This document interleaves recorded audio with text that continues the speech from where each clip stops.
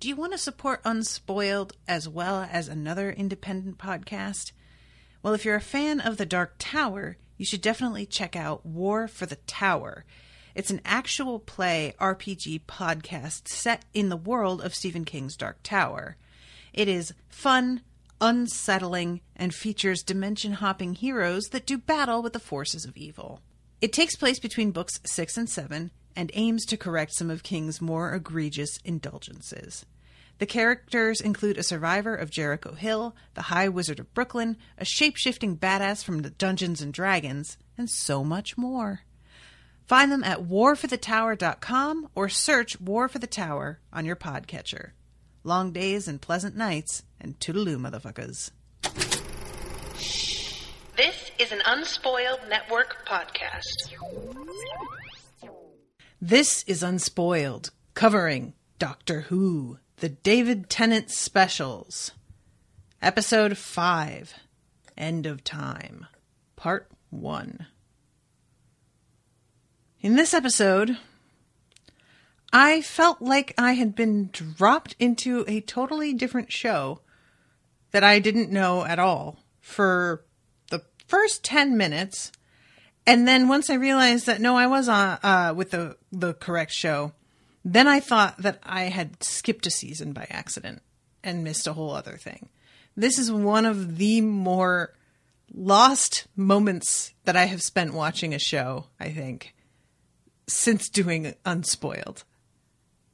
Welcome to Unspoiled.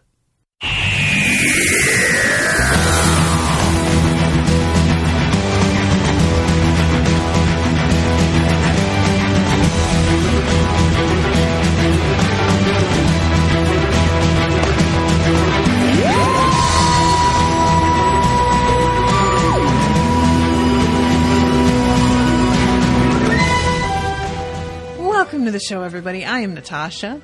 I'm Jamie. Girl. The only thing I can compare this to is when I was covering The Wire with Rashawn, there was an episode that I accidentally watched out of order. I don't know what happened, but it didn't save my spot correctly. And I didn't like to check remember that. I didn't like to check the numbers and stuff because sometimes I would accidentally read like the synopsis and it would spoil me a little. So I stopped doing that and I just pressed play, and somehow it had gotten screwed up, and it started, and I just kind of thought that it was going to be one of those like bookended episodes where they start ahead of where you were and they go back and explain it. And it was a good 20 minutes before I realized that I just straight up skipped something. Like something was wrong. But that's how I felt with this. Like, I missed something, right? Like, I felt like I stopped and checked the episode number because I thought maybe this was like part 2 or something. Yeah. This is very confusing. Mm-hmm. I mean, we have a fucking narrating voiceover here. Yes. First of all. Yeah. So that's new. And it's fucking, what's his face? It's fucking Timothy Dalton. And I can't tell you how bad it was. I was racking my brain to figure out who it was, but I didn't want to check. And I started to be like, maybe I should just check. Maybe it's just going to like fucking kill me. And then finally his face showed. And I was like, oh, thank God. Thank you, show. Because I was like losing my mind trying to figure it out. So I posed the question to the people in the Whovians group that maybe we should cover these all in one episode. Because oftentimes with two-parters, the first part is a lot of... bloated? Yeah. A lot of setup, but not necessarily relevant setup, not really setup, and then everything gets reset, and then the second half is the second half, and that's usually the stuff that's worth talking about. That's the way it's been with most of the two-parters with Doctor Who. And everybody was like, no, you should do them one at a time. So I decided to go with that. And then I was like, and it ends on a Timothy Dalton note, and she really likes Timothy Dalton, so... I do. You get it. I hate him. That's because you know he's an asshole. He was so fucking rude to me. I hate him. It was hard for me to watch Penny Dreadful and be cool with the character, knowing how much I hate him as a person. That's fair. I've never been treated like I was a disgusting boil before. Like, he looked at me like, how dare you even speak? And then ignored what I said and continued talking to the very nice Simon Pegg, who I was having a conversation with, who he interrupted us. Wow. He came up and interrupted us, and then when I commented on something he said, he looked at me with this disgust and then turned back to Simon and started talking, and I was just like, wow. So, yeah, I hate that guy. But I know you like him, so I thought you'd be interested. Yeah, he's my favorite James Bond. It was always very disappointing to me that he didn't get more James Bond time. What did he have? 1 or 2 movies? I think he had 2. And yeah, he's just like, I mean, he's very elegant handsome. Sort of vibe to him that I thought was a nice change. Yeah, I just wish he was a nicer person. Yeah, he sounds like a real douchebag. Did Simon Pegg look embarrassed for him or anything? Like, if I were with a friend who interrupted and acted like this, I would be super embarrassed by it. Simon gave me a look of apology. Aw. Simon's genuinely one of the nicest people I ever met, famous or not. Went out of his way to find me after the movie to ask me if I enjoyed it. Aww. He's incredible. So that made up for everything. But I was just like, wow, I've never been treated like I was subhuman in my life. Wow. Thanks for that, you dick. That's too bad. Well, yeah. He's a hot dick. So, yeah, this starts off with, the last day of Earth, everyone had bad dreams. And I was just like, wait, what are we doing? It just feels like a different show right out of the gate because of that. To the west of the north of that world, the human race did gather in the celebration of a pagan rite to banish the cold and the dark. Why is that what Christmas is? Like the fucking Bible? The human beings did gather, and they did consume the beers, the wines that are mulled, the holly berries. They don't eat the holly berries, but you get the picture. Yeah, but yeah, poison. That is what the pagan rite is meant to be, to banish the cold and the dark. It's supposed to be. Really? Yeah. It's supposed to. That's part of why it happens around the equinox, the winter equinox. It's okay, around the darkest time of the year, and it's meant to be a celebration of light, and that's why there are the fir trees are such a huge thing, because it's meant to symbolize things that persist and continue to live even in the cold and when everything else has died. And that was part of what made it such a nice tie-in to a savior that comes back to life. They were able to really easily tie those things together. Sure, in the spring. Well, he comes back in the spring, but it's he symbolizes everlasting life. Sure. For the people who are saved. Was not born in December, though. No. Let's just be clear. I mean, that's irrelevant because they do not care about they're just like, whatever. Yeah. We need these people to believe it. Can we just okay, fine. We really like the idea of a tree in our house with lights on it, okay? Honestly, who Jesus' birthday. I have to take my tree down. I'm doing it this weekend. I'm so bummed because this is one of the best trees I've ever had, and it still smells like fresh pine in my home. Every time I open my office door, it's like I inhale, and it's so nice, and I'm just going to be so sad to say goodbye to that. I came home on January 2nd and walked in the living room, and our tree was down. And I felt like Monica in that episode where Chandler cleans the whole house and then puts everything back, and she walks in and goes, "Why is everything different?" I felt like that. Just knows. So I was like, and I was like, why, where's the tree? And Jason's like, I took it down. And I was very sad. I would be really bummed if Owen did it without saying anything to me. And especially that early, I need things up until Epiphany, minimum. We usually keep it up until the end of January. Yeah, too early. Yeah. But at this point, I do feel like ready to be done with my Christmas stuff. It's just, it does feel like it's helping to banish the cold and the dark. So once you get rid of it, everything feels colder and emptier and darker and bleaker. And it's just really rough.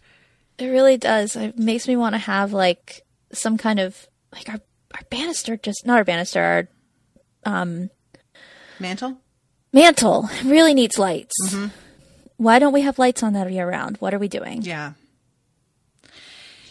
So we start off with Donna's grandpa, who like feels drawn into a church for some reason. He hears the singing and it's like gets his attention. For some reason, he's the only person on Earth who's not forgetting these dreams. Yeah, it's weird. It's fine. I have to say this, and I wish so much that this were a fucking thing in the United States. I don't even know how much of a thing it really is in Britain, or if it's just for this show that they always have this happening. But every time there's a holiday episode, there's a fucking brass band out in the fucking square playing something. And it seems like it's tidings of comfort and joy almost every time. And it is just so beautiful and comforting and lovely to me. And it makes me really angry that we don't do anything like this. Well, now I know what to get you for Christmas next year. You get a knock band. on your door and it'll just be instead of carolers? Oh my God. You're right? No, apparently I had a stroke. It'll just be a bunch of a horn section. Honestly, and they will be playing. I would fucking for you. love it. My dad, for my 21st birthday, I think, he got me a mariachi band, and it was pretty great. But yeah, so he gets interrupted by this, like, because he's listening to this other wonderful music, which is then overridden by the choir music, and I was like, rude. And then he goes into the church, and there's this like boys choir singing. I don't know if this is supposed to be. I don't know where it is that they're supposed to live, but I think it's just a church. It's not supposed to be like a particular church, right, of importance. No, Donna was always saying she's from Chiswick, so it's like a part of London. Okay. And he goes over to a stained glass window, and the fucking TARDIS is in the fucking stained glass window, which is just so funny to me.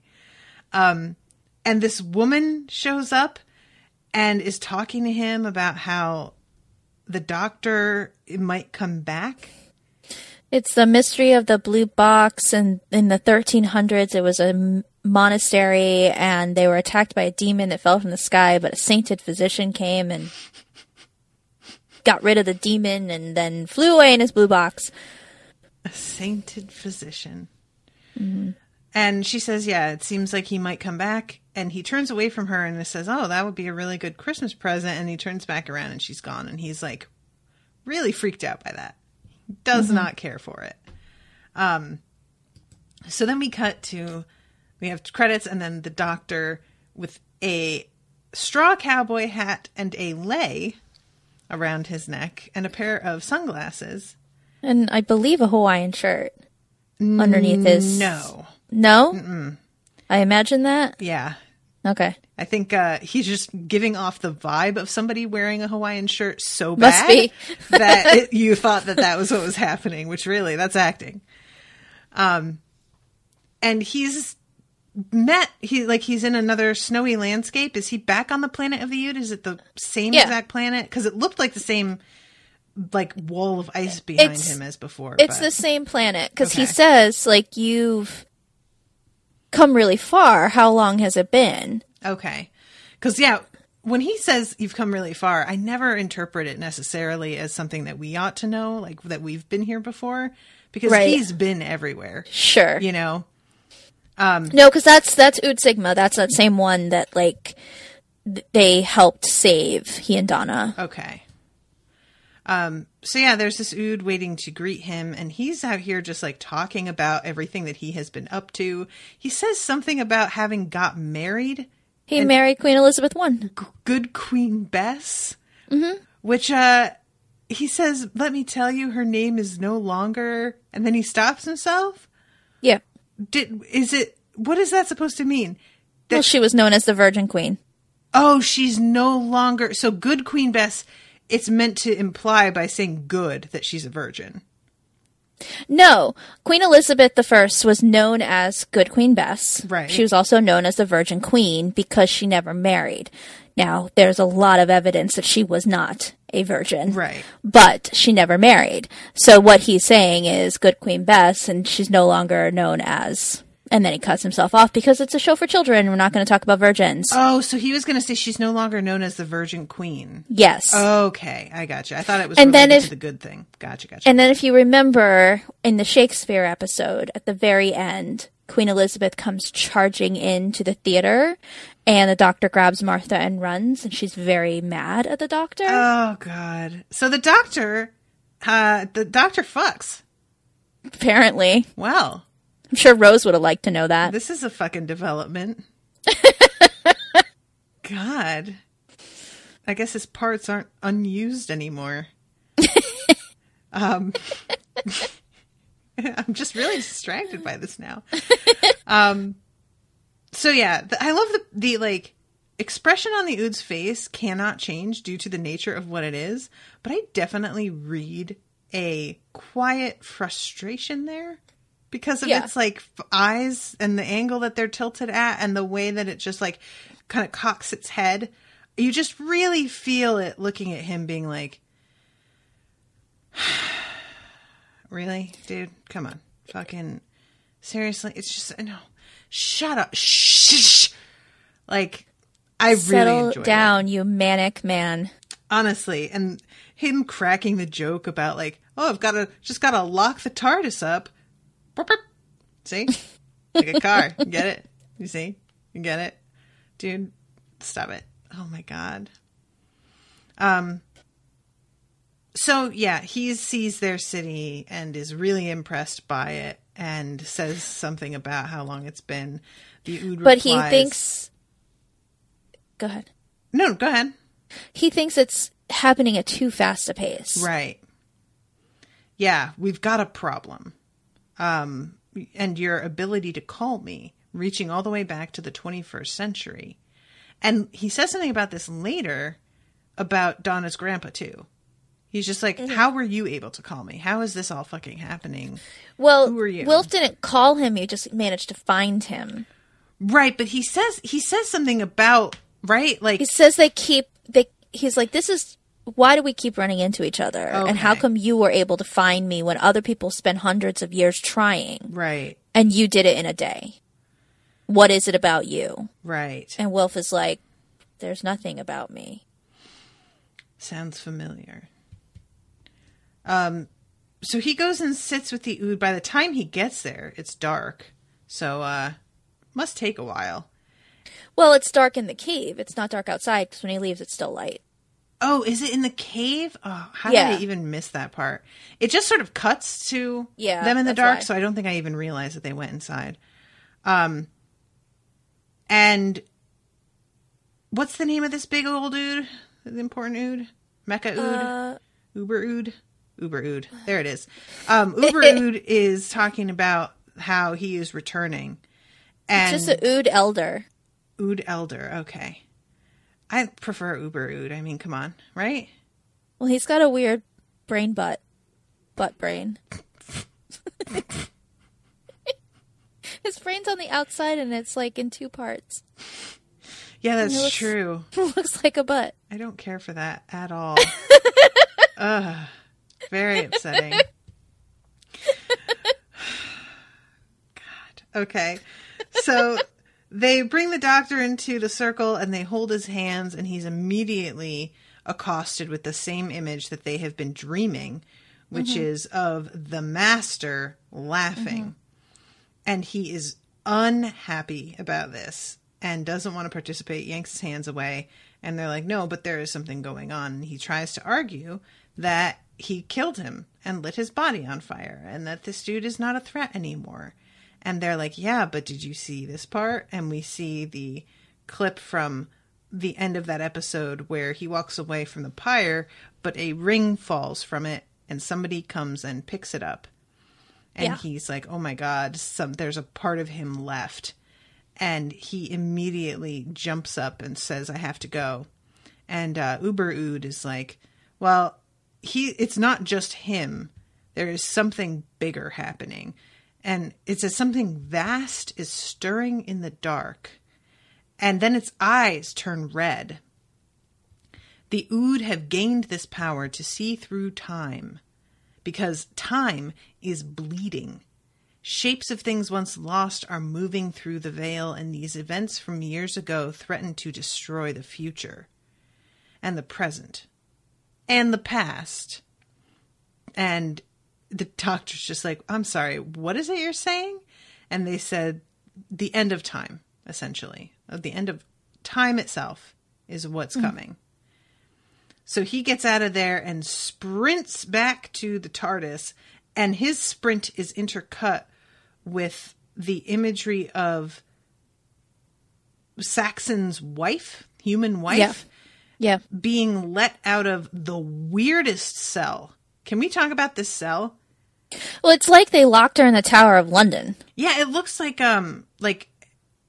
where you put somebody for isolation when you're trying to keep them, like, basically the psychological torture of being in solitary. Well, maybe that's what they did. Maybe. But yeah, she's brought out, and it at first I thought that this was like part of some dastardly plan on her part, but it becomes pretty clear pretty quickly that she doesn't know these people. She doesn't know what's happening here. And what they need her for is apparently there is some like bit of the master's like DNA or like marker on her. That's what they say. Like, because he kissed her, he left some DNA behind. But like, this bitch brushes her teeth, right? Been a few years. Come on, guys. Yeah. Come on. Okay. Like, maybe it's different when you're a Time Lord DNA. It just like attaches itself. I don't know. Honestly, I wouldn't be surprised because they really do seem full enough of themselves to have that kind of effect. And this woman is part of, like, these are all humans that for some reason believe in the Master for reasons I don't understand. I don't feel like it's explained. It isn't. His wife just says something like, he lied to you or you don't understand. But I think that they think we've got all these ingredients to bring him back to life. But Lucy's like, sure, but there's going to be a price for that. Did you not look into that part of it? And then as it turns out, she's right, because he's taking their life force in order to come back. Kind of, yeah. Like, they don't care because they just want to bring him back to power. But how do you benefit from this then? Why would... I guess it's an unselfish deed. Yeah, because they seem to think that he's, like, going to fix things somehow. And that they're, like, sacrificing themselves for the greater good. Sure. The guy who put future people in little round balls to fly around and kill current people. That's the one you want back. I hope that we get something about why they are doing this at some point, because as of right now, this is the weakest thing. Like, and this is where my confusion really started, was this moment of them believing whatever it is that they believe and us not really getting any explanation about it.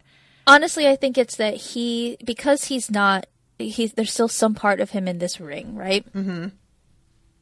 He's putting these ideas in their head. Okay, somehow. So the ring has, like, infected somebody, almost like a horcrux. Yeah, sure.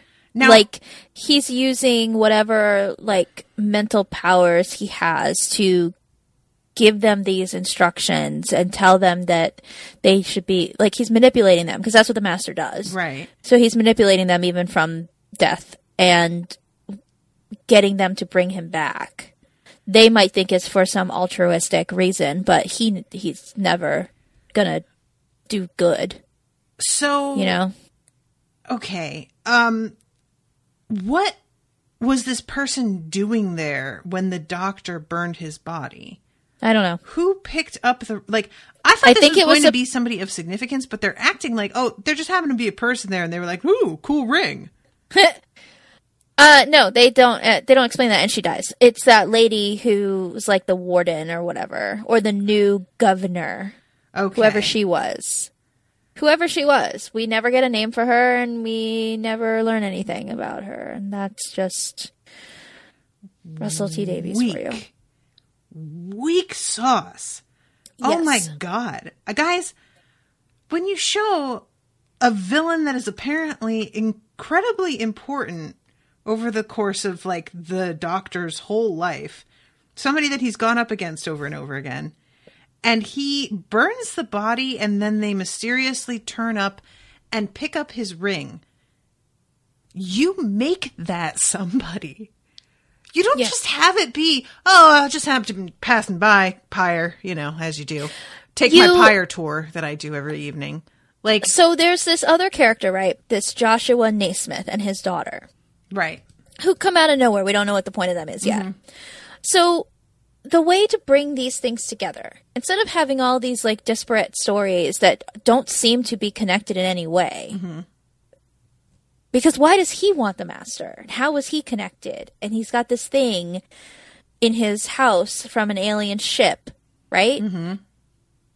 So you make him be the one who finds the ring. I mean...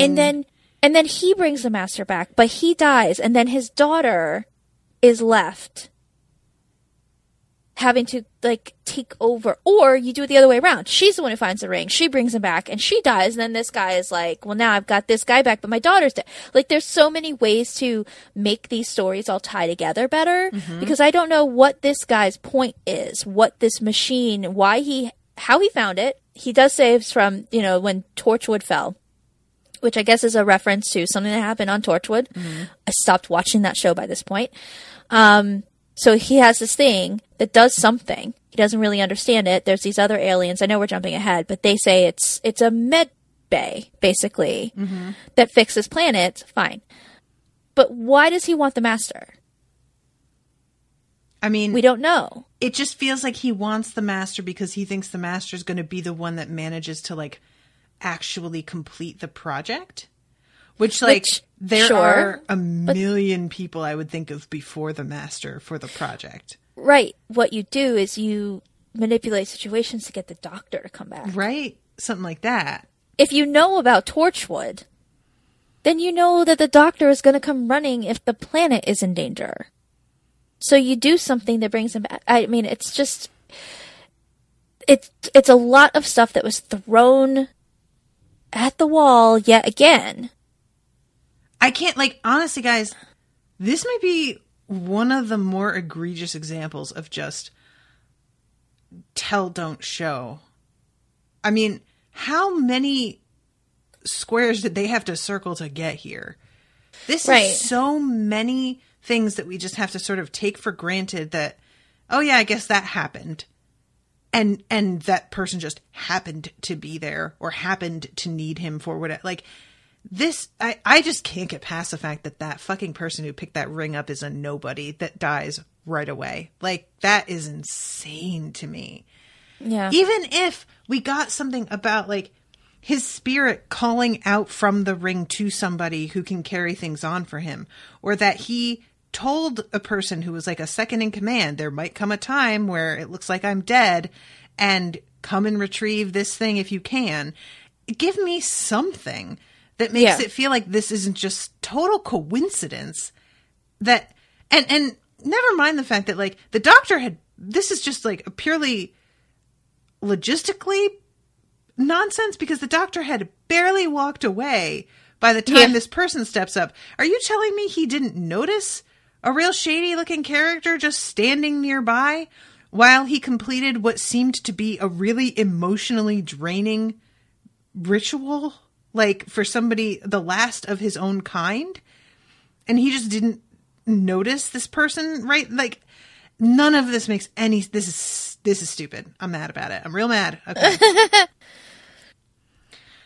So... Okay. Meanwhile, there's the stuff with Wilf looking for the Doctor. Mm-hmm. seems to be looking for the doctor because he keeps having these dreams, but also because he wants the doctor to try to fix Donna. Right. And he just, like, his idea of fix is like, make her remember the thing you said would kill her. Well, buddy, sweetie, no. Why? And it's not like if he could do it, don't you think he'd have done it? Yeah, and I mean, I understand that he's like, Donna was better when she was with you, and you were better when you were with her. And sometimes I look at her and she just looks sad and she doesn't know why. And like, yeah, that sucks. It sucks, but Donna seems to have moved on with her life and she seems to be doing okay. The concept of being sad and not knowing why is the human condition, my friend. I'm sorry for Donna, but guess what? She's in good company, and we just can't fix it. That's just how that goes. Sorry. And also, she seems like she's doing all right. Yep. She's getting married. She's got this nice boyfriend. They don't have a lot of money, but they seem happy. Like, it's okay. It could have been so much worse. When we left Donna, we were like, my God, she just had like all of her memories wiped and this is fucking tragic. But now we see her a year later and we're like, she's doing all right. I'm happy. I'm happy for Donna. She's doing okay. Yeah, same. And I'm very annoyed that now it seems like that's like going down the drain. Don't care for that. So, okay. I'm so mad. Okay, so these people... Don't be mad, because I'd really like to talk about the Master. Okay. Because I just... I didn't appreciate John Sim the first time I watched this show. And now I really, truly appreciate how much fun he has playing this role. He is definitely having a good time. Being a weird combination of, like, Ghost Rider and the Tasmanian Devil. He is just, I mean... Between him and Michael Sheen, are there any other people who have more fun being out of control on screen? Michael Sheen is a treasure. Yeah, he really is. Like, John Sim just understands this is absurd and over the top, and I'm going to be absurd and over the top. And I really, really, truly appreciate it. He cracks me up. Y'all. When he jumps into the air, I just didn't even know what to do. Like,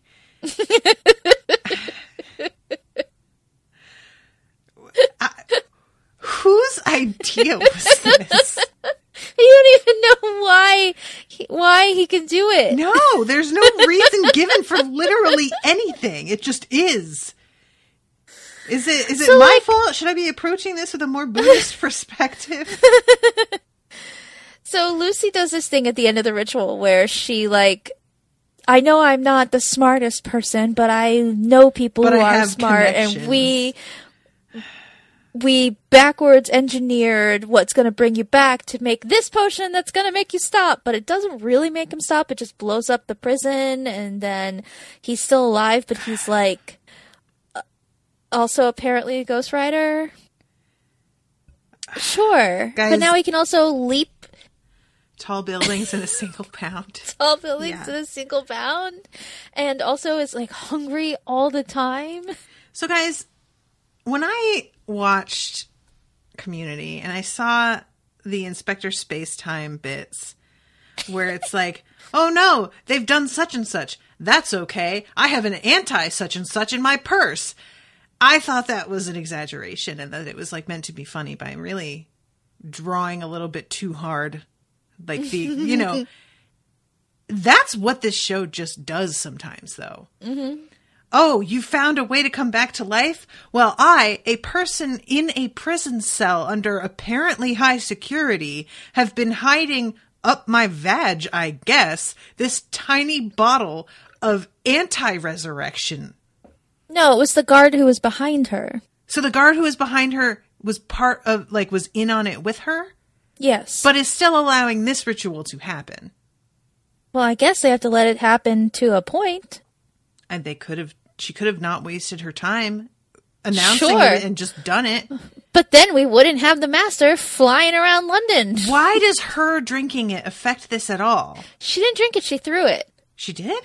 She threw it at him floating above that Voldemort's cauldron, and it made the prison blow up. Fucking God.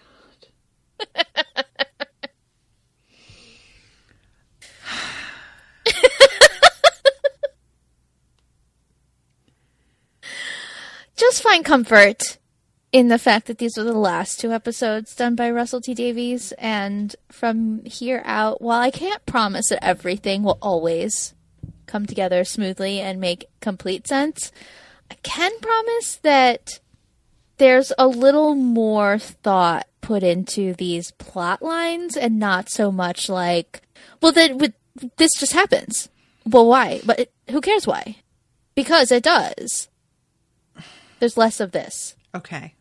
I promise. Okay. I'm going to believe you. And even if it's less frequent, I need you to be aware literally every time it happens, even if it's less frequent, I'm going to throw it in your face. So I just be said ready it. for that. I said I'm not saying it never happens. I know you. That's what I said. I just said, even though you're saying frequently. it's still going to happen, I'm still going to be really aggressive about it. So just know that and be ready. Because my tolerance at this point is really low. I know. So yeah, she just has anti-resurrection potion. She chucks it at him. She doesn't drink it. I don't know why I thought she drank it. And then he just screams no. The doctor appears at the prison that's like blown out. Mm-hmm. The prison that looks very much like a high school, but it's fine. Commentary. So he doesn't know what to do now because he, followed the signs and it reached here. And this is when we see the Naismiths, which they are the creepiest. Like, there is definitely an incestuous thing happening here, right? That's not just me.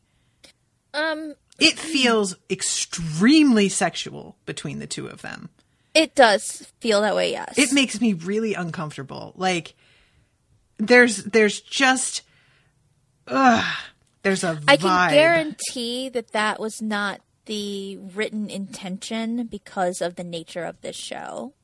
But the way that the actors play it, for sure, is like they're just a bit too close for a father and daughter. There's something like, I think also he doesn't look older enough, right, to really look like her father. So they look so close in age that his affection can't really read any other way, and his affection has this like power streak to it that doesn't feel like protective.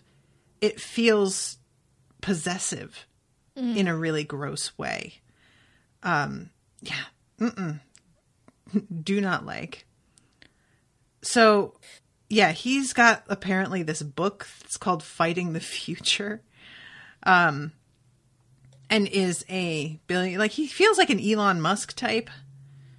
Somebody who's just got lots of money and kind of doesn't really know what to do with it and is just like engaging in these like goofy projects that are allegedly going to help all of mankind, but are really going to help super rich people to feel like they're being cool and different rich rather than like normal rich. Yeah. They're the kind of rich that gets to go to space. Right. Yeah, exactly. So then we see Wilf with all of his friends, and they like chartered a bus for the day, and they're gonna go search for the doctor. They have like a Christmas bus. Yeah, that's like a senior group. They probably usually take the bus to go play bingo. Okay, can I just say how much I want a fucking Christmas bus one year? What? This is a genius idea. I always see like party buses for like, kind of like clubbing or bachelorette parties or whatever. No. Christmas bus, please. This is so much better. I love this idea. I want to do like a unspoiled Christmas bus that for the 12 days of Christmas, we just like drive across the nation and go to different states. We create a 12-day map of where we're going to be to party each night, and everybody can just meet up with us. Okay. And, yeah, I like this. I think this would be great. I'm looking at the inside of it, and they have, like, the tinsel streamers and everything, and it's great. It looks so fun. And there's all these, like, Christmas cards, like, taped to the front windshield, which I'm sure is dangerous, but, so yeah, he's talking to all of them about needing the doctor, but he doesn't, like, tell them who he really is. Right. And then we cut to a couple of homeless dudes who are at this like food truck. And they're getting their dinner, and some weirdo in a hoodie comes up behind them and is real shady. These two get their food, and it seems like he's really trying to, like, look out for the younger dude who doesn't talk very much. And it's really kind of cute. And then the woman working at the truck is like, "What can we get for you?" And this lunatic says, "Everything." And pulls his hood down, and he has, like, the most 90s Backstreet Boys hair. And the woman just, like, gets this expression on her face. It's actually exactly the expression you would have if some weirdo guy with bad hair just glared at you and said everything. Like, just sort of, she doesn't even look scared exactly. It's just sort of like, what? Was his hair, I know his hair's lighter, but was it not blonde already? I don't remember it being like this. It wasn't like this. This is much lighter blonde. Okay. But even these notes are like, he reveals himself to be the master only with blonde hair. And I'm thinking, he had blonde hair. It was just a more normal blonde. I like picture him with brown hair. Huh. So if it's blonde, it must have been a dark blonde. Because now it looks like... No, it's like bleach blonde. He's a skater boy. It looks like burnt matches. Like that weird gray white that they get, you know? Yeah, so these two guys are off here talking about President Obama. And I was like, what? And that's a thing that continues on throughout this episode, which is just such a strange choice. But they are eating and having conversation, and he comes up and he's just acting like a fucking weirdo, eating his food at light speed and being real creepy until the older dude is like, "You know what, buddy, let's get out of here." And the master stops them as they're leaving and is like, "Aren't I funny? Aren't I funny? Aren't I hilarious?" And then all of a sudden, you just see this, like, blue skeleton under the skin. He thinks it's hilarious that he's the master of disguise, but he's stuck looking like the former prime minister, so he can't hide in plain sight anymore. Right. And he, like, rubs the food wrapper on his face because he's, like, trying to get rid of the stench. Because the doctor can smell him. But then he just beats on a big metal drum to draw the doctor to him. I know. So, like, why is he, like, this is apparently, it doesn't matter if he can't hide, because he's, like, trying to lure him out anyway. Once he knows the doctor has found him, then he's like, well, now it's like cat and mouse. I'm just going to play with you. The master doesn't always make any sense. In fact, I would say most of the time he does not make any sense. This fucking effect of his skull is so funny. So these two dudes run. They're, like, heading back to the food truck, and they get there.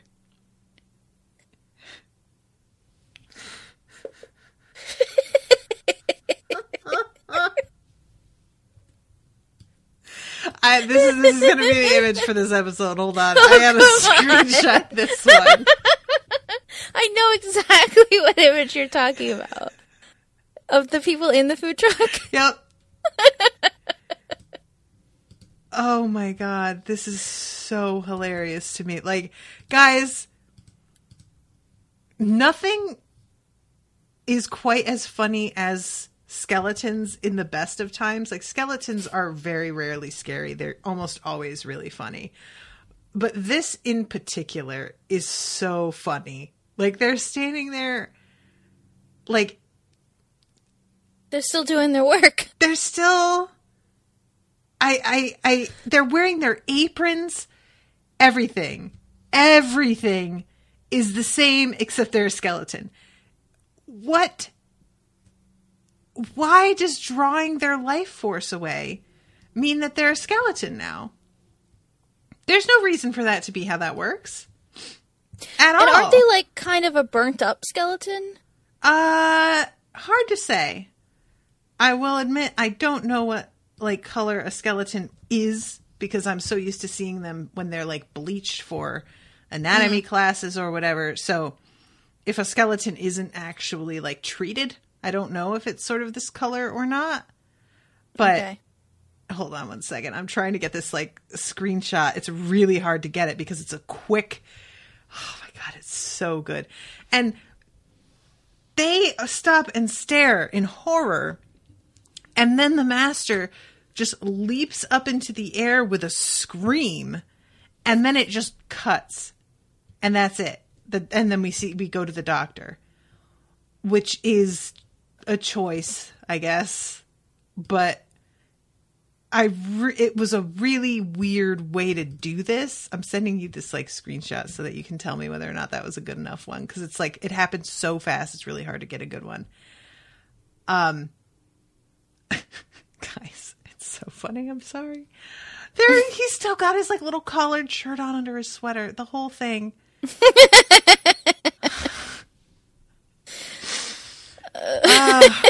Okay. It's so stupid.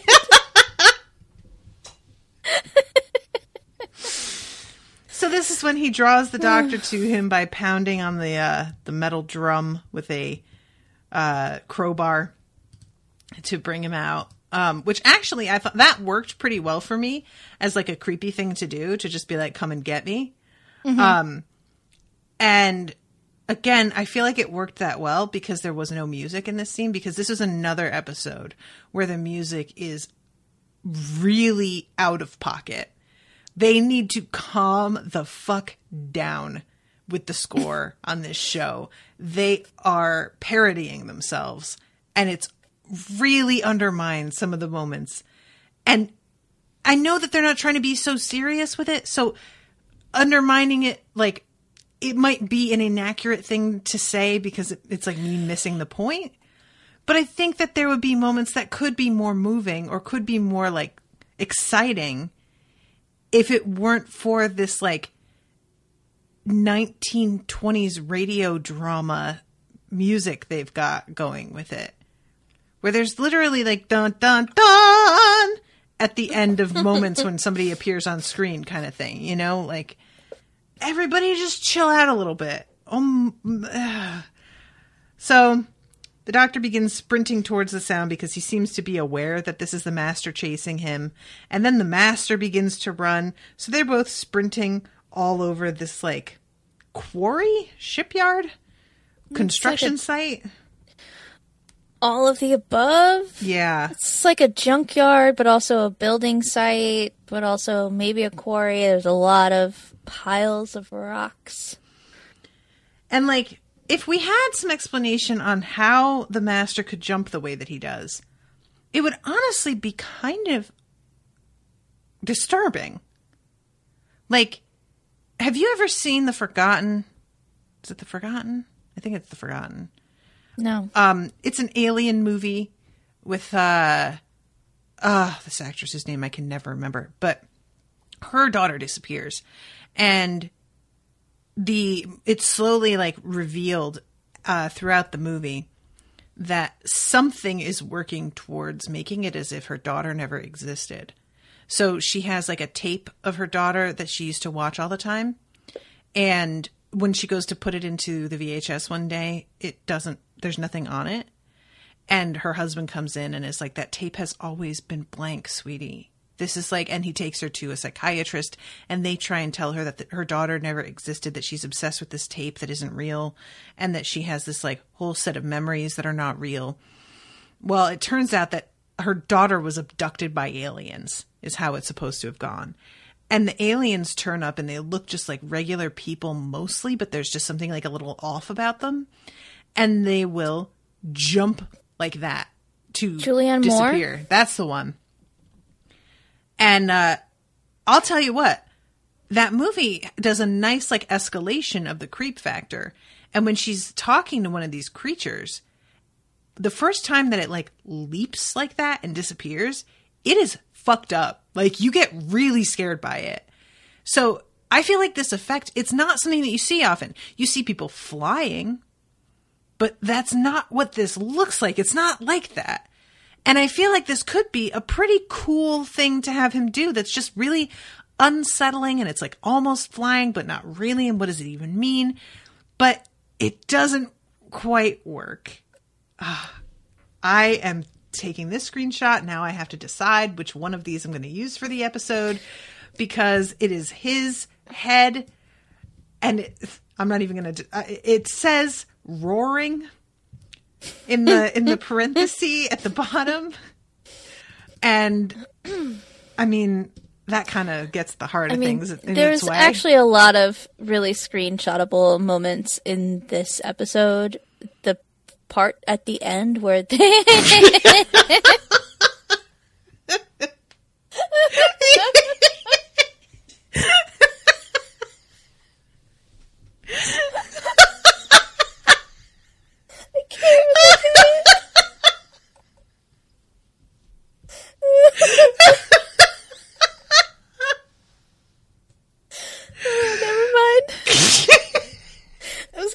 where there's all the little John Sims and all the different outfits, but this is better. Just like it's just the parentheses roaring is my favorite. I really want to use the couple in the truck, though. I think I'm just going to share this one to the group because it's just so good. This might need to be the new cover for the group, for the Whovians group, because it's been the astronaut suits with the skeleton head inside for a while from Forest of the Dead. Yeah, Science and Library. Yeah, I feel like keeping up a skeleton theme is that's a good idea. Look at the eyes on this thing. I it's know. Like some of the worst CGI computer drawing. It looks like somebody used a Snapchat filter on a skull, on an actual human skull, and it just like superimposed eyes on it. This is Cats level CGI. Oh, God. I'm saving it right now. So the doctor says, let me help. You're burning up your own life force. And the master's just kind of like, oh, come on, dude. And gives him this look. And he gets interrupted by the senior Christmas outing. And when he jumps up, he can't find him anywhere. It looks like the master has somehow escaped. It's a weird moment. I don't know how he managed that, but he might have flown. Who knows? So then comes this like weird moment of levity that's extremely strange for this, but they're all wanting to get their photo taken with him, and there's this lady Minnie who's just really like horny, pervy old minx. Do you know her? I do not know her. Is she somebody? Well, did you ever watch Absolutely Fabulous? I did. She plays the mom. I do not remember there being a mom. Okay. The main woman's mom. Because there's like the two friends. I can't think of their names right now. Ab and Fab. Sure. And then Ab's daughter, Saffron, I think. Safi. And then Ab's mom. Anyway, she's a really famous like comedic actress in the UK. She died recently, actually. Aw. But in the behind-the-scenes stuff from this episode, she really was grabbing David Tennant's ass. Oh, my God. A lot. He said, like, a lot of her grabbing my ass. I should not laugh, because if a dude's doing this, it's super gross. But it just, like, it doesn't carry the same threat behind it. No, you know? It doesn't. Yeah. Oh, my God. That's pretty funny. Well, what David Tennant was saying was like, it was written that she's supposed to, but his reaction, the way that he delivers his line is because she's squeezed every time in different ways. Oh, that's funny. All right. So he, eventually like breaks away from them with Wilf and goes and has lunch and talks to him about what's going on. And he's like, Wilf is like trying to be lighthearted about everything, but the doctor is just kind of staring him down until he gets to the point pretty much. And he finally talks about the dreams. And the doctor finally is like, who are you? And he looks really taken aback and is like, what do you mean? And I'm over it, And he says, people have waited hundreds of years to find me and you manage it in a couple hours. We keep on meeting over and over like something's still connecting us. And at this point, we see Donna outside. And she is with her new fiance and yelling at somebody who was about to ticket her car, I think, which is pretty good. And he says that he is going to die. And then we have the conversation, which is something that I had said last time about just like, why are you so concerned about it when you just come back? Which I stand by. Like, he gives the explanation of like, it feels like dying. And I'm like, yeah, but it's not. Like, I really don't care if it feels like it. When functionally, that's not what happens. You get another chance. I'm wondering if this and our listeners who are more well-versed with the older Who can actually answer this. But is this the first time that a doctor has expressed this sort of reticence to let go of this current incarnation? Because that's what he's saying, is like, it feels like dying and some other man saunters off with my life. But like, you're the 10th version. Right. So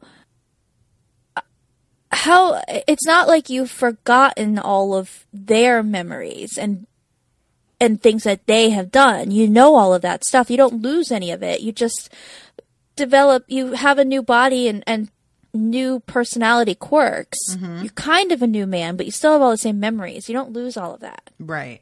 So why now? I guess it's honestly just to make the audience sad.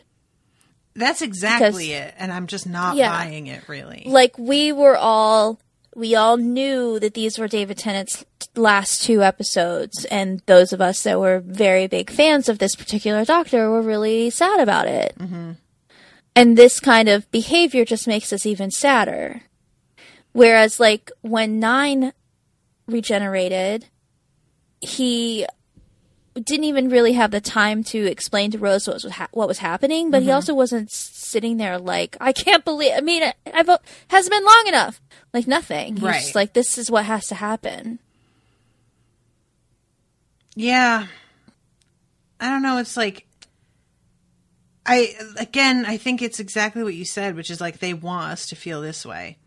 Yeah. And that's what's probably, like, when it comes down to it, the thing that I get the most frustrated about with television in general is when I can really sense what they are trying to make me feel. And that, like, that awareness that they are trying to accomplish a thing irritates me, because I always feel like if you did this well enough, it wouldn't be detectable, because it would simply happen. You wouldn't have to create a situation. I would be invested enough, and this would make sense enough that of course I'm just going to feel this way. But they haven't done that properly, you know? Right. Let us be sad because we know what's inevitable. And actually, they shouldn't have let us know it was inevitable, is really what it comes down to. The way that people are going to be the most broken up about a character dying or a doctor regenerating is not realizing that it's going to happen now. I agree. Especially, I am at a disadvantage here because I'm over here having, I know that we're switching into a new doctor. Yeah. So, like, coming at it from where I'm at, it's just not going to work out. But we all came at it from that angle. But if you're coming at it, like, as a viewer, did you know he was out by now? Okay. Yes. Yeah, so then that's what I mean. Yeah. Like, it was announced way ahead of time, like a year earlier, that David Tennant was going to do these last 5 episodes, these 5 specials, and then that was going to be it for the 10th Doctor. And then they also announced Matt Smith. So we knew who the next actor was going to be before it happened. And then they've kind of kept doing that. So we know before the Doctor regenerates, we know that's what's coming up this is the last Matt Smith episode. This is the last David Tennant episode. And it takes some of what would be real shocking emotional distress over losing a character from us, because we're all aware it's coming. Right. And with this especially, like, it popped up in my Facebook memories, like last week and the week before, because it was when these episodes were airing, like 10 years ago. And I was like, I know that tonight is the last episode of David Tennant, and I'm not ready to let him go. But I kind of wish that I hadn't known that, because it would have been that much more heartbreaking. Yeah. Like, I didn't know... Well, I guess I did know that it switched from Christopher Eccleston to David Tennant, but I didn't realize when I was watching that first season that it happened at the end of that season. Okay. So when it happened, I was like, but I was really enjoying the show, and now this guy? And then I loved him. But... yeah, I think that that's a downside to Doctor Who, and especially in this era where it's just impossible to keep things secret.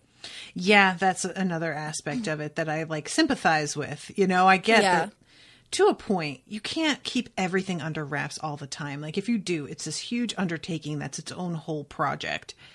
But it's a combination of everything. Yeah. That makes it not quite work, you know? I wish that there was a way that Doctor Who could do that, like, with the next incarnation, should that happen. Like, don't let us know that the current Doctor's reign is ending. Let us be surprised. I wish that were possible. I don't know that it is, though. Yeah. Yeah, I don't, like... And here, it's just the frustration of, even if it were a secret... we know that he comes back and he has all the same memories. So it doesn't feel like what they're telling us matches up with what we have known about the Doctor this whole time. Him trying to be like, oh, it's like it's another person. That hasn't felt true at all up until this point. And now you're suddenly trying to retcon that to, like, pull heartstrings, and I'm not buying it, friend. Like, that's literally the opposite of what the 10th Doctor said to Rose. When she was like, you're a different person. You're not the Doctor. And he was like, I am. Yeah. I just look different. I'm the same guy. Exactly. Like, that's literally what he said. You can't do, like, it feels, they're trying to create a tension with something that, to me, you decided to work with a character, create a character that can regenerate. You don't get to have the tension around his death. I'm sorry. Like, that is something that you forego when you decide to make somebody essentially immortal. Even when he says, like, well, you know, if somebody interrupts the regeneration process, then I'm dead. But, like, you can say that all you want. We know there's another season coming, so we're not worried about that. Right. You know, that's not a threat. And we all know it's not a threat. So I don't want to play that game either. So yeah, I feel like they're trying to kind of have their cake and eat it too here by having this dude clearly function this one way, but try and make us all collectively pretend that's not how it works, even though we all know it is. So it's just frustrating. It just feels dishonest and, like, manipulative, but not even, like, manipulative with some work put into it. It's lazy manipulative. Yeah. You know? So that's where I'm at with that. Welcome to my TED Talk. All right. So I'm trying to see she shows up, they get distracted. He says something. Oh yeah, the doctor like gets really emotional about talking about, I did some things that went wrong. And honestly, his acting here is fucking awesome and killed me. Yeah, he's great. Oh my God, he was really good right here. Like he gets that look on his face that you get when you are still so fucking angry at yourself. Like that, I know that expression well, my friend. And you try and talk about it. And you want the fact that you have processed what happened and know better now to take away the rage and the sadness you feel about it. You think that working through that in a rational way means that the emotion will be diminished. And that is not how that goes. And he just doesn't often show emotion in this sort of way. It's often like a shouting anger or a despair that feels a little bit too melodramatic. And this is just a man at a table crying because he fucked up. And it's just really different. And I want more of this. You know what I mean? And being able to play that against the actor who plays Wilf, who seems like he has the ability to feed off of the emotion of his co-star and start to cry as well. Like, it's just, and it's also a very quiet moment, and there's not many of those on this show. Yeah. Yep. And it's two, like, really good actors being able to do very subtle acting, which is another thing that is not as allowed on this show as it could be with an actor like David Tennant, who is incredibly talented and is really good at these small moments. He didn't get to do that because the doctor's so bombastic. Right. And he played him so bombastic big. Is a very good word. He just never got to stretch that muscle that he's so good at because he just went in the other extreme a lot of the time in his performances. Because you're right, he usually expresses his emotion by yelling or by being so sad that you're like, it's so sad you're not even crying anymore. Yeah. Yeah, which, I mean, that's fine. There's places for that, but it does feel a little samey if you do that over and over again. And this just really was different. It just felt like he was being honest in a way that he isn't often.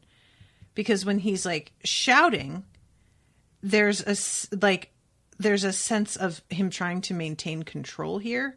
And this, he manages to stop himself from crying. Like, it's not like he's letting himself lose control, but it's on a much smaller, more intimate scale.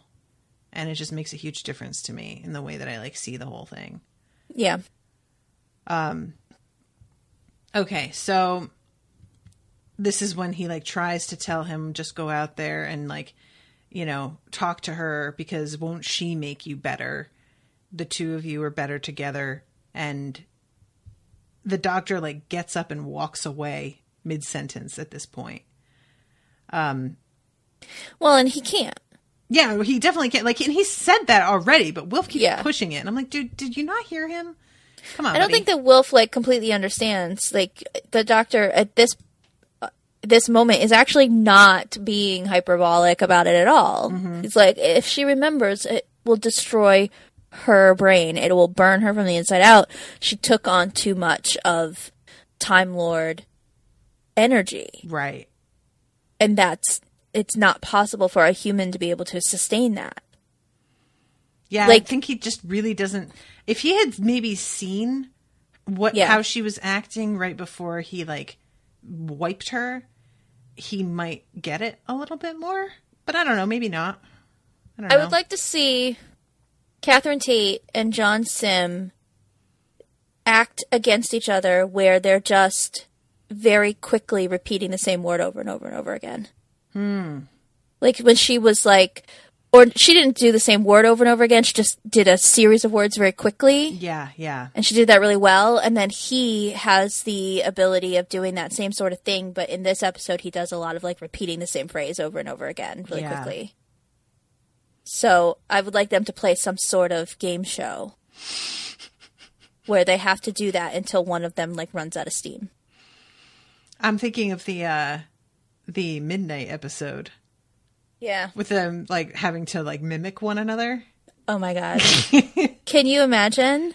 That would be pretty fun. I like that. Okay, so sorry guys. I'm just like, I keep getting distracted because I'm thinking about all of these things that could be done here. So we have the doctor catch up with him in like an abandoned warehouse. I guess he's still on that like same property, essentially. And he starts throwing like Palpatine electricity at him. He turns into Palpatine. It's really weird, guys. I don't get what is going on with his like powers. Like, it feels like they aren't quite sure either. Yeah. And they're just kind of like, well, let's see what happens. You know, like, I don't know. This says the doctor realizes that the master's body has been torn wide open, allowing him to send his life energy as he blasts, but has also drastically reduced his life force. Okay. So, like, he's, like, bursting with this sort of regeneration type energy, but it's not regenerating fully. So, I don't know. It doesn't make sense. He's Palpatine, but better skin. Better skin. Yeah. True. Now I want to talk about that, but I won't do it. Okay. Let's not do it. So what winds up happening here? Oh yeah, this is when the fucking helicopter swoops in and just scoops him up. Yeah. Very unexpected. And he's like talking about food and about everything that people eat at the holidays. Oh, and yeah. And also, then they start sort of reminiscing about Gallifrey and where the master lived. And then he lets the doctor hear the drumming in his head. Right. Oh, that was cool. I forgot about that. I liked that, actually.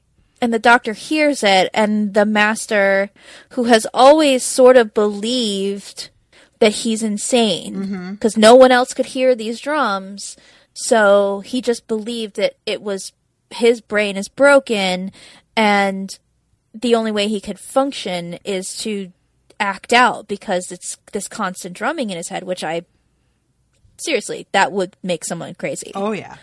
But when the doctor can hear it, and he realizes it's not manufactured, it's not him imagining things, it's like he's so joyful in the validation. Mm-hmm.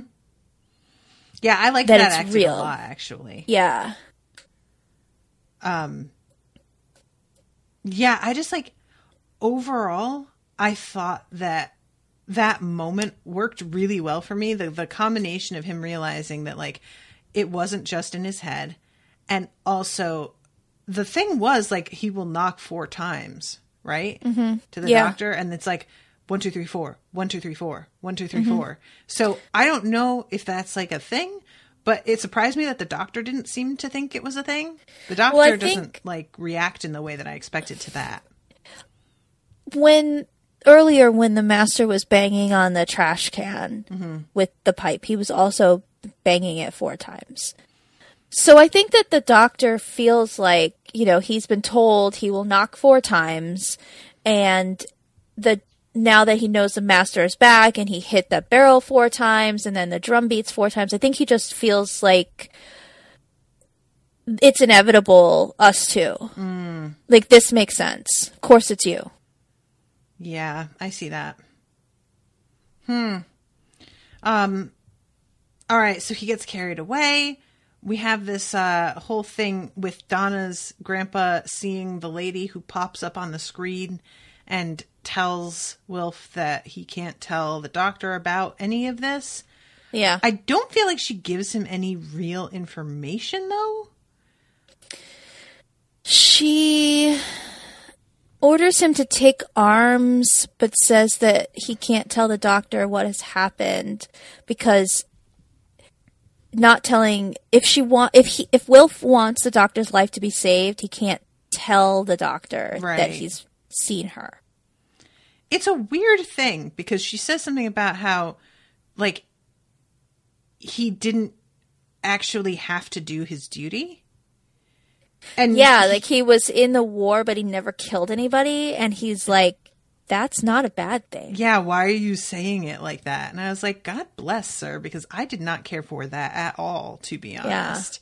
I felt like that was a real shitty distinction to make. And I really, if I were him, any advice I got from somebody who took that view of things would be highly suspect to me. Yeah. Like, that, for me, would be a bit of a giveaway that he shouldn't necessarily listen. And I'm not entirely sure what makes him feel like he should. Because he does not know this woman at all. Yeah. And it's almost just like he's letting this idea that she's coming to him and no one else carry its own weight. Like, that is self-evident that this is somebody that he can trust and listen to.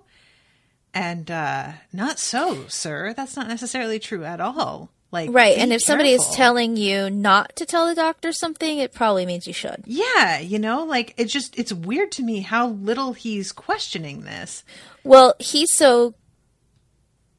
based on that conversation they had in the cafe with the doctor saying, the Ood said that my life was coming to, or my time was coming to an end. Mm-hmm. And then this lady saying, if you tell him, his life won't be saved. Yeah. Like, he just wants to save the doctor. I guess. So it's manipulation. But, dude, come on, think it through. Yeah. No, I get what you mean. I do. But I don't like it. But then the doctor throws little pebbles at his window to get his attention. Which is pretty adorable, to be honest. Yep. And he goes out and talks about... The doctor asked him if he'd seen anything odd, and he almost tells him about the lady, and then he's like, well, no, but Donna got me this book, though? Yeah, the book thing was cool. I like the fact that he asks her why she got it for him, and she just like, I don't know. And it's, clearly there's something remaining in her memory a little bit, but I really like the fact that there's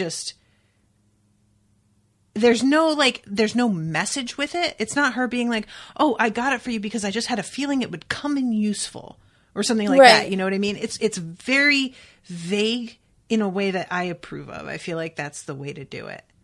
Right. She said she saw it and just thought that he would like it. Mm-hmm. And the doctor just thought of you. Yeah. And the doctor thinks that maybe it's stuck in her subconscious somewhere. Mm-hmm. But all of this stuff is like converging together. So that's sort of coming out in weird ways for her. Like, I don't know why this book, but made me think of you. Like, all these little pieces of making it seem as if Wilf does have some sort of purpose for the doctor. Yeah. Yeah, so that I liked a lot. But again, I really do not care for the fact that as we continue, it appears that memories are coming back and she is like damaged by it. Thumbs down. Do not recommend. Yeah. I like that when her mom comes out and she sees the doctor and she's like, don't you let her see you. I loved that. What the fuck are you doing here? And finally, Will follows the doctor onto the TARDIS as his daughter chases them down the street yelling, you come back here! And they just book it. And eventually Donna comes out and it's like, are you just shouting at thin air? Mom. Her mom's like, yes. Yes. I might be. So what? Shut up. It's the most likable that Donna's mom has been on this show. Hands down. Yeah, most definitely. Because she's actually like concerned for her daughter's welfare for a fucking change. Yeah. Yeah, definitely. Okay, so we have this fucking thing then. This is another part where I'm just like, what? Pick a thing. Because they are just going in so many directions here. it turns out the master was grabbed up by this Nathan character Joshua Naismith. Naismith, that's where I got Nathan. And they are all working on this immortality gate that is supposed to like heal the human body completely. And the master takes one look at it and knows that this is like something that he can use. He like is immediately aware. And there's a dude who gets up and is like, "Can I go down and check on this thing? Ma'am, if you could bring the calibration statistics." And the two of them, looking shifty as fuck, walk out of the room and talk downstairs after turning into little cactus people and are worried about the sudden addition to the equation of this master character whom they do not know. They don't know why he's here. They don't know what he can do. She manages to convince him that maybe they can use him somehow. But we find out later that their ultimate goal had been to get the technology perfected and then steal it. Like, you know. No, right? They're salvage. They're like not scavengers, but they're from a salvage ship. So here's some alien tech that is abandoned on a planet, and they're basically helping to get it working because they're going to salvage it and, I don't know, sell it or utilize it or something. But I don't think they're bad. I thought they were going to steal it. They were going to steal it. Means? Yeah. But I think they're helping make it work because it might be easier to take once it's up and running. Okay. They don't have for once, they're not trying to do evil with the thing. Okay. And they explain later that it's a med bay. It's just it's not a weapon. It heals things, but they're like, it heals planets. It doesn't heal people. It heals entire planets. It's like that powerful. So what this guy's trying to use it for, the immortality gate. Yeah, I don't think he knows what it is. Okay. Because the master sees it and says it's not from Earth. Yeah. He knows it's not from Earth because he got it from after the fall of Torchwood. Torchwood, right. Right. But did the Torchwood people know what it actually did either? Not sure. Okay. But he calls it an immortality gate, and his intention is to make his daughter immortal. Right. Which, cool. Which I guess if you're aware that this thing has some sort of healing property, and you think, oh, well, that means you can make a human's biology perfect and never break down. Mm-hmm. Or you just keep using it over time to keep healing yourself when you get sick. So you just never really have to die. Right. Maybe that's his intention. Because maybe Torchwood understood that it was just it heals. But they don't know further than that. But these little cactus people know, no, it heals planets. Right. And the master sees it and he's like, aha. What it will do is make everybody turn into me. Which is just bananas. All right. Yeah. So spoiler alert, that's what happens. Everybody gets turned into him. I do like that the doctor sees these people who are disguising themselves as humans, and he's just like, Shimmer, I'm turning the shimmer off. Yeah, I love that it's called a shimmer. I think that is an excellent name. It's just one of those that sounds correct for what it is. You know what I mean? There are some words that you hear it and you're just like, yeah, okay, I accept this. No questions asked. And that is one of them for me. I especially like when the male creature comes down and he just doesn't even look at him and points a screwdriver and goes, Shimmer!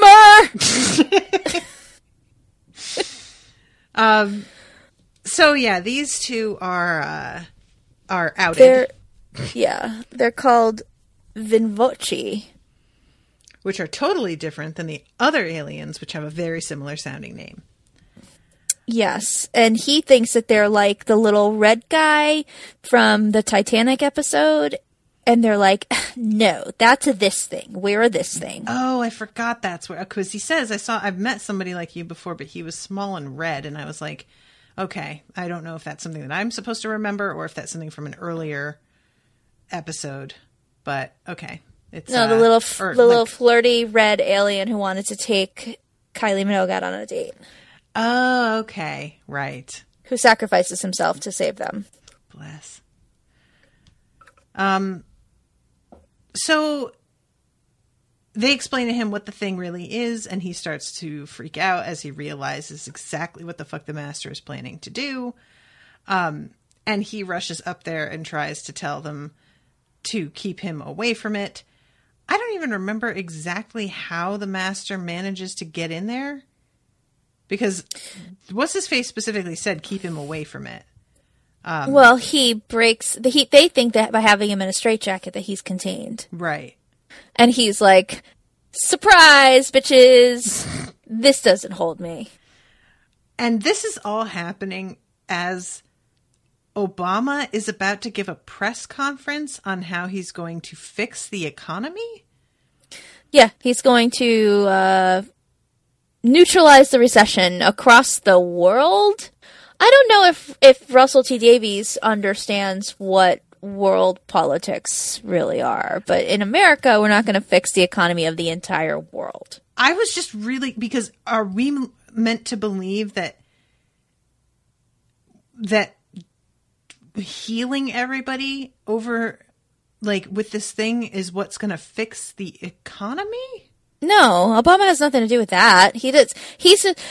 So that's just a complete other thing. Yeah, they're just being clever. They wanted to have... That's the opposite of what's... I know, but they think they're being clever. They want to have a real world person. Barack Obama is giving this speech, and he's, at this time, this was early-ish in Obama's... It was before 2012, so it was even before the re-election.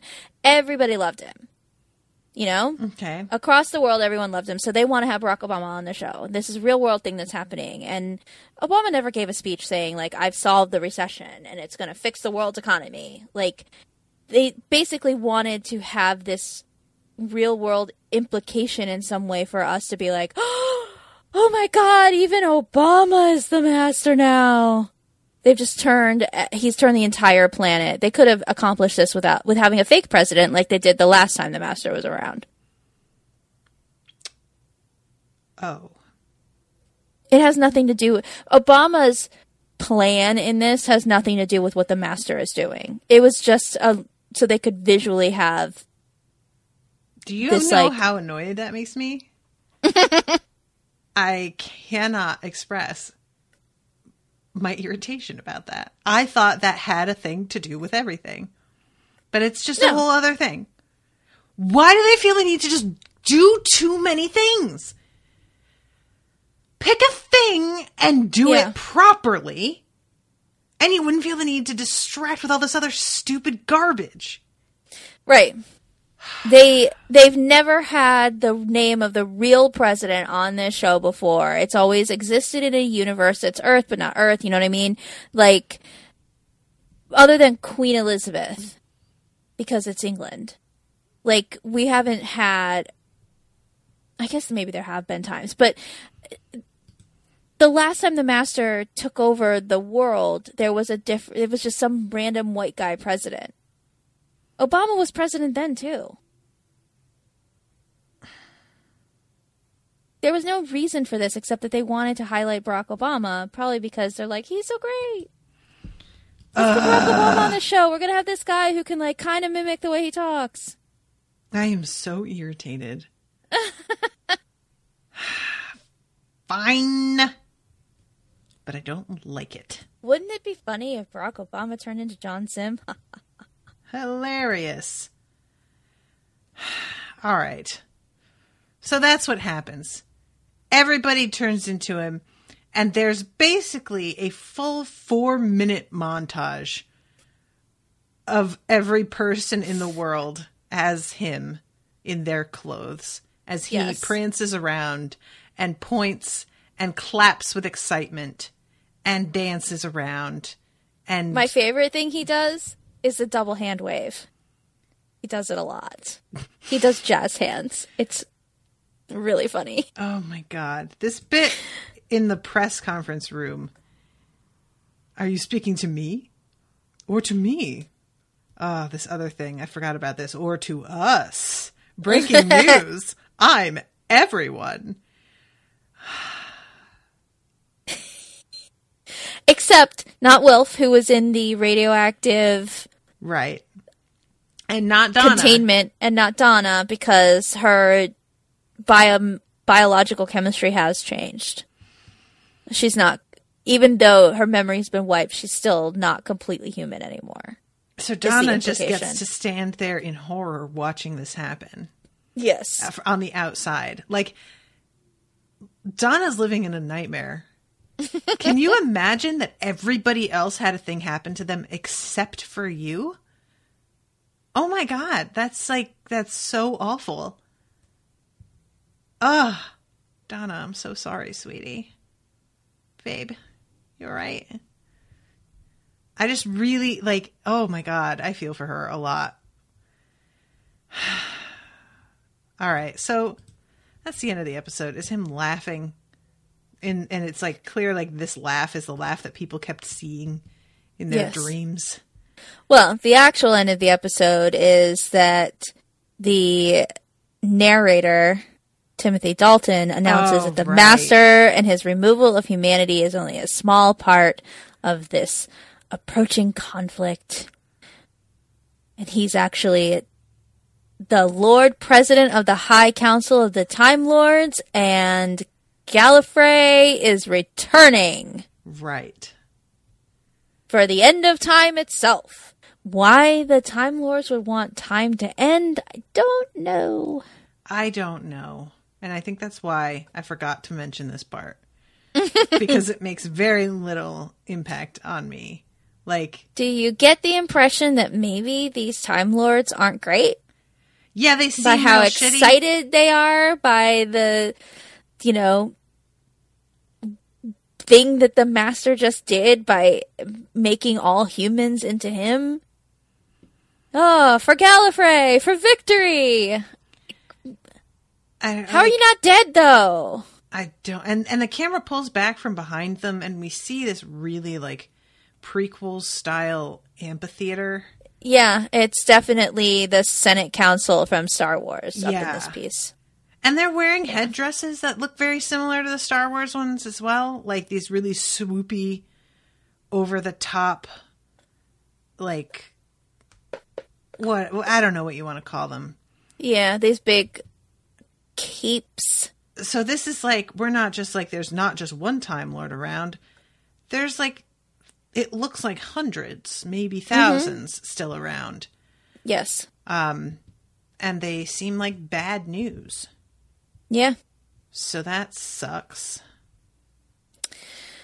Well, that ties into last week we talked about not really remembering why the Doctor would have a problem with robots. Do you remember that conversation? No. He was like, I don't like robots. I remember the conversation, but... And we kind of asked the question of, is this something from old Doctor Who, this problem with robots? Because neither of us could remember, other than Cybermen, why the Doctor would specifically have a problem with robots. It doesn't seem to ever have been mentioned before. Okay. So I got a comment from Vanessa McNamara in the Whovians group, and she said, it's just that the Doctor has fought a lot of different kinds of robots. There's a classic story called Robot and Robots of Death, etc., in addition to the Cybermen.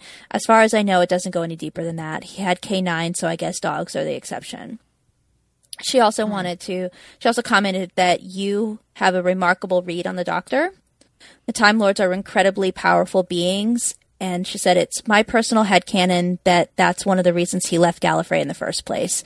I think he has a lot of rules to keep that power in check, but it's part of who he is, and it's going to come to the surface when he breaks his own rules.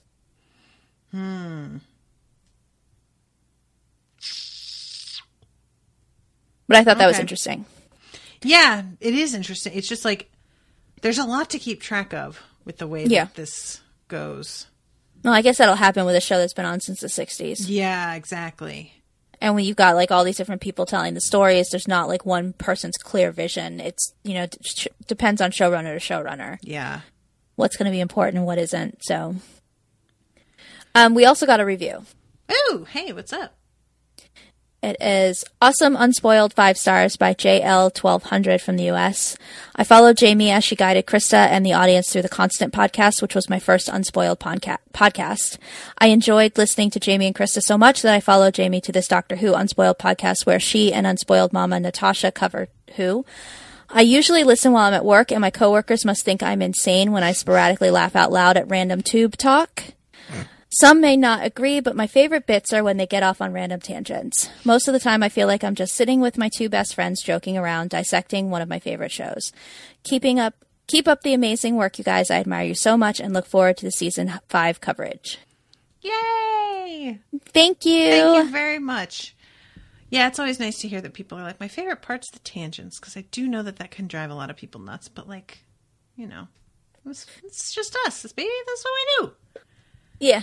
We get off track sometimes, but sometimes it's to keep us from actually getting very mad. Yeah, for show. All right, well, I'm going to say hi to new patrons because I haven't done that in a minute because Patreon has made that very, very difficult.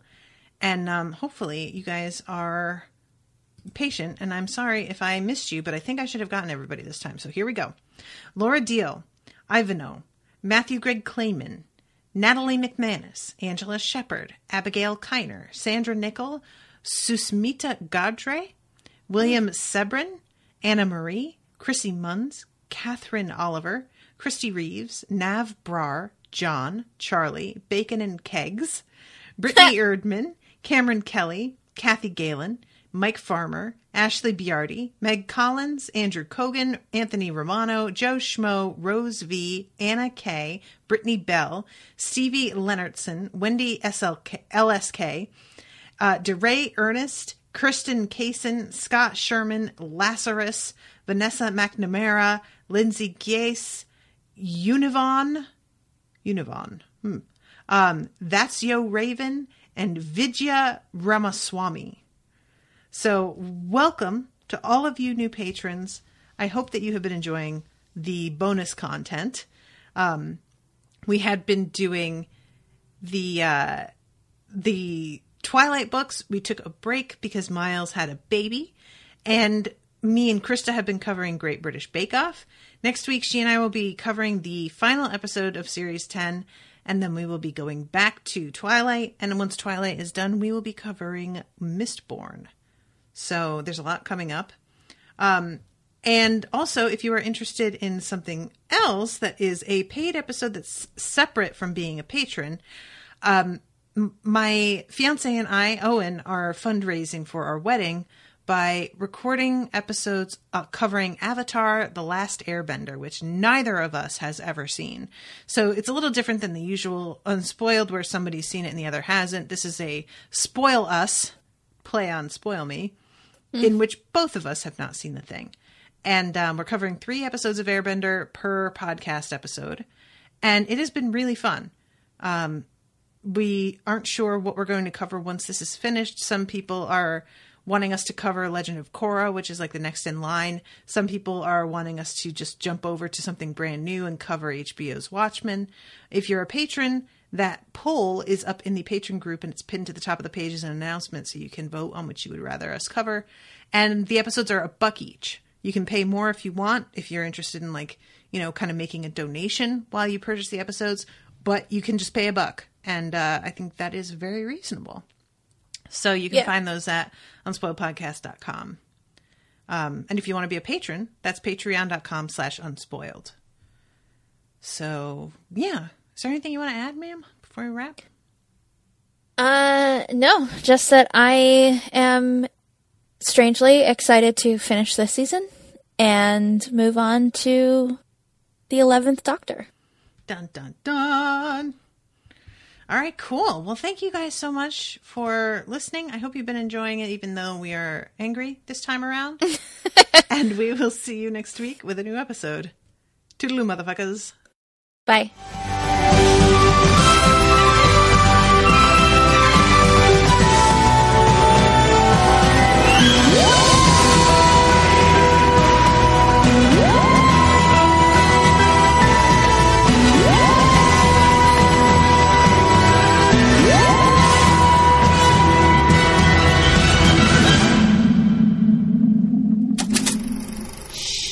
That was an Unspoiled Network podcast.